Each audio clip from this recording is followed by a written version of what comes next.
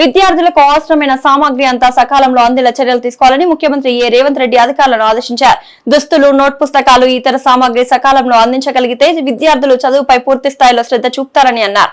విద్యాశాఖతో పాటు BC, minority, SC, ST సంక్షేమ శాఖల పరిధిలోని విద్యా సంస్థల్లో రానున్న విద్యా సంవత్సరం నుంచి విద్యార్థులకు అందజేసే సామాగ్రి సెంట్రలైజ్డ్ ప్రొక్యూర్మెంట్ పై ముఖ్యమంత్రి ఉన్నత స్థాయి సమావేశంలో సమీక్షించారు. గతంలో ఏ శాఖకు ఆ శాఖ విడిగా ప్రొక్యూర్మెంట్ సరఫరా చేపట్టడంతో ఏకరూపత లోపించడంతో పాటు అనేక అక్రమాలు చోటు చేసుకునేవని, వాటిని అరికట్టేందుకు కేంద్రీకృత కొనుగోలు విధానాన్ని అమల్లోకి తెచ్చామని వివరించారు. అవకతవకలకు ఎట్టి పరిస్థితుల్లోనూ సహించేది లేదని స్పష్టం చేశారు. సెంట్రలైజ్డ్ ప్రొక్యూర్మెంట్ విధానంలో జవాబుదారీతనం పెరిగిందని తెలిపారు. ప్రభుత్వం విద్యార్థులకు ప్రయోజనం చేకూర్చేందుకు ప్రయత్నం చేస్తుందని, సరఫరాదారుల ప్రయోజనాలు కాపాడేందుకు కాదన్నారు. ఈ సందర్భంగా ముఖ్యమంత్రి పలు సూచనలు చేశారు.